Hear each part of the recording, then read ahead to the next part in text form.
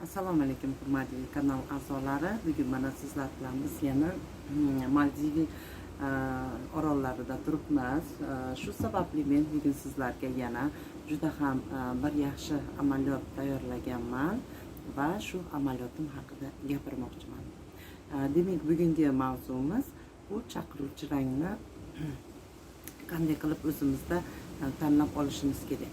Bu esa bizga numerologiya yordamga keladi.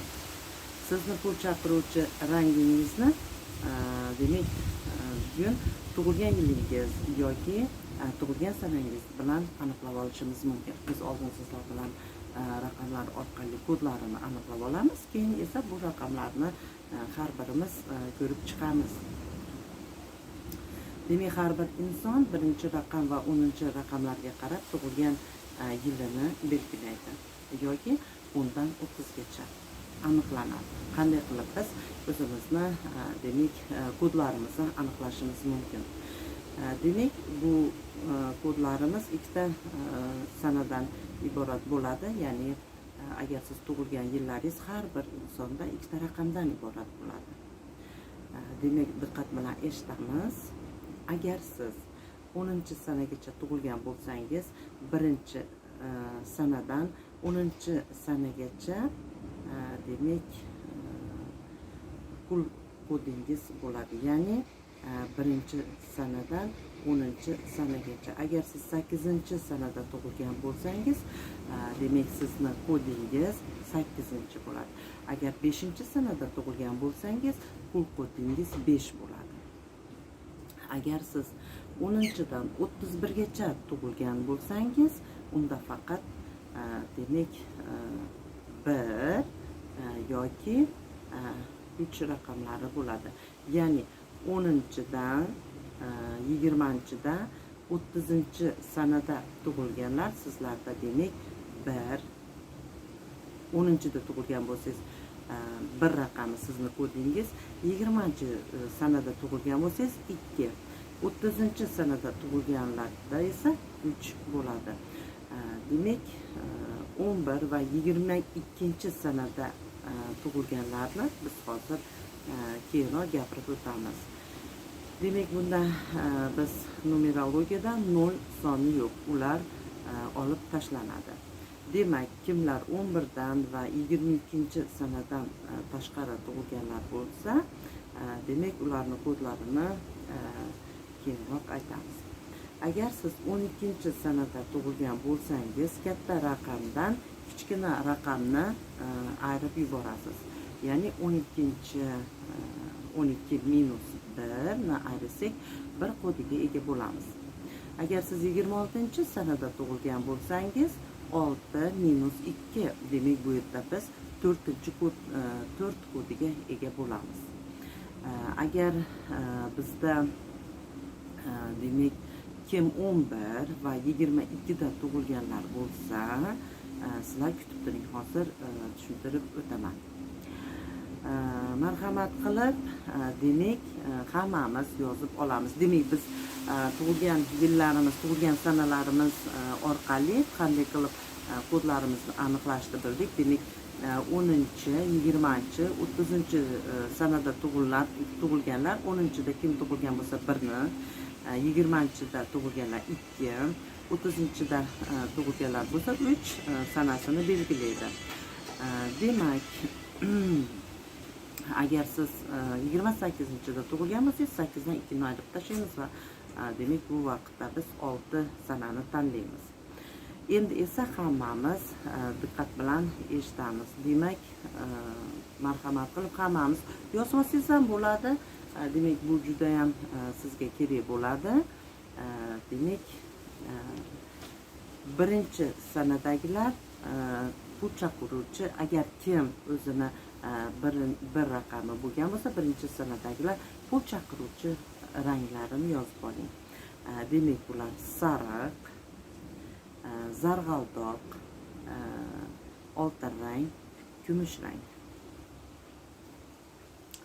Demak, ikkinchi kod sohiblari, ikkinchi sanadagilar oq va yashil ranglarni yozib qo'ying.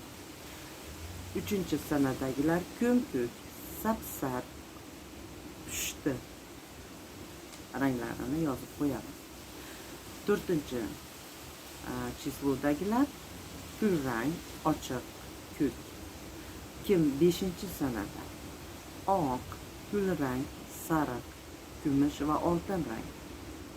6-raqam sohiblari ko'k, pushti. 7-raqam sohiblari sapsar, demak yashil, oq, pushti ranglarni belgilaymiz. 8-chislo egalari to'q yashil rang, qora rang, to'q ko'k ranglarni egallaymiz. 9-raqam sohiblari qizil rangni yozib qo'yamiz. Endi esa mana 11 va 22-sanada tug'ilganlar ular xohlagan ranglarini kiyishlari mumkin. Ya'ni biz hozir sizlar bilan qaysi ranglardan pul chaqiruvchi ranglaringiz, demak xohlagan rangingiz bo'lishi mumkin 11-22-sanadagilar. Chunki bu sanalar o'zini noyob qobiliyatlarga esa o'zim ham 22-chisloda tug'ilganman, 22-aprelda. Shuning uchun men o'zim xohlagan rangni kiyib yurish huquqiga egaman. Demak, numerologiyada shunday bo'ladi. Demak, hammasi bugun sizlarga tushunarli bo'ldi. Kim qaysi sanani hisoblashni o'rganib oldinglar tug'ilgan yillar bilan va demak bugundan boshlab o'zingiz pul tortuvchi ranglaringizni yozib oldingiz. Demak, o'zingiz kimlarni agar o'zingizga hozir kim qaysi rangni o'ziga yozib olgan bo'lsa, aytaylik shu ranglarda demak sizni bugundan boshlab qaysidir bir kiyimingiz, koshelyoklaringiz yoki bo'lmasam sumka ranglaringiz xuddi shu rangda bo'lishi mumkin. Agar aytaylik sizni turmush o'rtog'ingiz 24-sanada tug'ilgan bo'lsa, demak biz 4dan -2 ni ayirib yuboramiz va 2 demak sanasi qoladi. Bu 2 raqamiga qaysi ranglar pul chaqiruvchi ranglar hisoblanadi. Demak, 2 raqami oq va yashil. Demak, shu ranglar bor yoki shu ranglar ishtirok etgan turmush o'rtog'ingizga ko'ylaklar, demak galstuk, kostyum, demak tanlayotganingizda, xarid qilayotganingizda xuddi shu ranglar ishtirok etgan demak kiyimlardan foydalanishingiz mumkin. Demak, o'zingiz agar bu ranglar har biringiz o'zingizning rangingizni va sanangizni yozib oldingiz, bu ranglar sehrli. Ular o'zini juda ham katta kuchlariga ega. Demak, agar siz shu ranglarda o'zingiz qanaqadir uchrashuvlar bo'lib qolishi mumkin, pullik shartnomalar yoki pulli сделкаларni yopmoqchi bo'lsa, обязательно albatta siz bu ranglar ishtirok etgan kiyimlarni, sumkalarni, tufli bo'lishi mumkin, aksessuarlar bo'lishi mumkin. Xuddi shu o'zingizga bog'liq bo'lgan ranglarni ishtirok etgan ranglarni kiyib borishingiz mumkin. Bu juda ham siz o'zingiz qo'llab ko'rishingiz mumkin. Bu narsa sizga juda ham katta bir pul tortib beruvchi ranglar sizni yanada pul kanallaringiz, pul oqimingiz ochilishiga juda ham yordam beradi. Demak, men o'zim 22-sanada tug'ilganman. Men xohlagan rangimni kiyishim mumkin, lekin men o'zim juda ham qizil va alvon ranglarini yoqtiraman.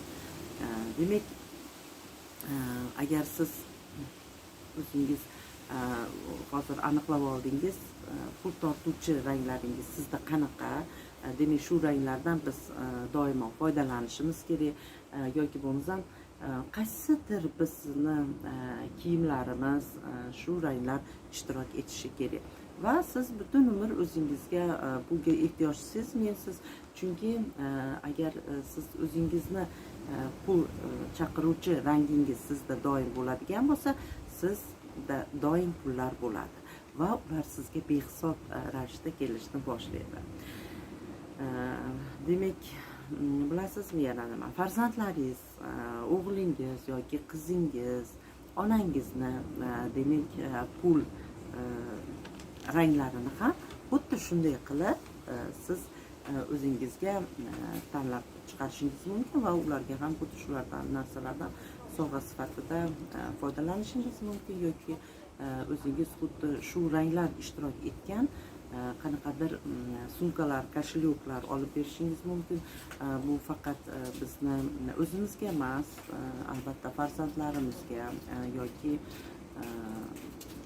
ota-onamizga ham bu narsalarni ishtirok etgan, shu o'zlarini sanalarini aniqlaymiz va shu sanalar orqali biz ularga pul oqimini pul tortuvchi ranglardan foydalanib ularga demak kiyimlar xarid qilishimiz mumkin. Demak, hurmatli kuzatuvchilar, Maldiviy orollaridan sizlarga hammangizga salom. Bizda hozir o'quvchilarimiz bilan juda ham katta retrit boshlanyapti. Bugun ozgina vaqtdan foydalanib sizlarga men o'zimni ma'lumotlarimni yetkazib berdim. Amaliyotdan foydalaning. Yana video darsliklarimni kutib qoling. Agar sizga video darsliklarim yoqayotgan bo'lsa, amalga oshdi so'zini kommentariyada yozib qoldiring. Men sizlardan hammasidan minnatdorman. Omon bo'ling.